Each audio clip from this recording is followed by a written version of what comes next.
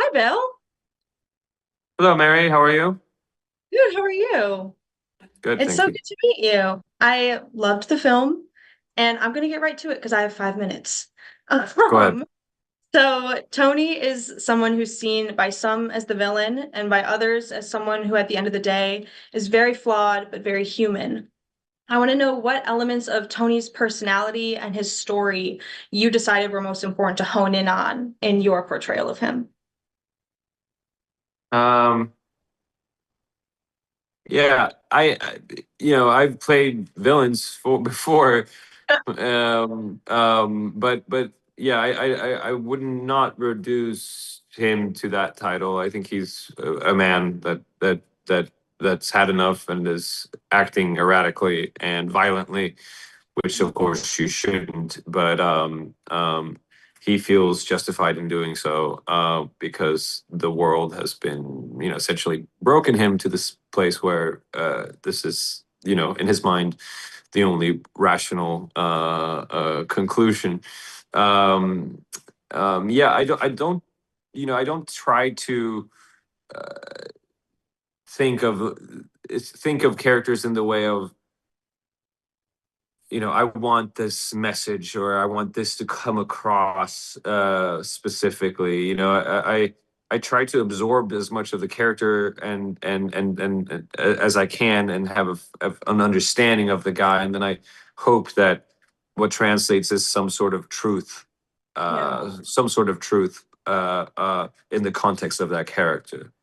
And yeah, so I um um yeah, I don't think he's definitely not a hero, and he's not a villain either. He's a human being that's had enough, and you can relate to it, and you can feel sorry for it. I hope people feel, everything. I hope that they feel that you could feel sorry for him and understand that he's also a victim, in his own right, in a lot of ways. But at the same time, you can go like, this wasn't, probably the best way to go about things. Yeah. Maybe like sit down, have some coffee. Um, so Yeah. in many of your most iconic roles to date, you're reprising a really beloved character. When you came to reprise a real person, how did you approach it differently? Or were there some similarities in approaching someone with so much history behind them? Um, I've played a couple of real people before. Yeah, I'm trying to think of any. I've done two in Sweden, where I've like these kind of public figures. Yeah. One's this bank robber named Clark Olofsson, who there was so much footage of because he was sort of a pop celebrity bank robber. So there was footage of him from 16 to all the way throughout his life, and he changed his appearances, but there was a lot of, he was using the media to sort of he used the media very well and Yeah. in order to sort of manipulate it and the image of him and so forth. So that one was, and it was a show. It was 6 hours long. So like, I mean, six episodes. So that one, that was like, I had done that where it was just me listening to his cadence and how he speaks, and like I really tried to absorb as much of the real guy as possible. And then the context of the show that we were making was very heightened and sort of over the top. So I was like, okay, I want to ground the guy, but I know that the tone is very over the top. Yeah.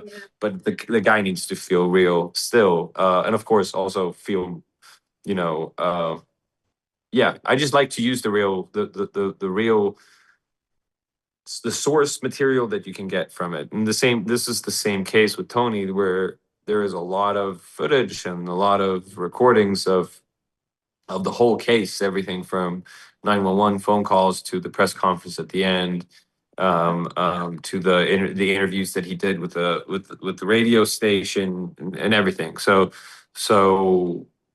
there's just plenty to use in Yeah, your preparation, which is definitely. fun. Yeah, for sure. Um, Well, I'm told I have to wrap.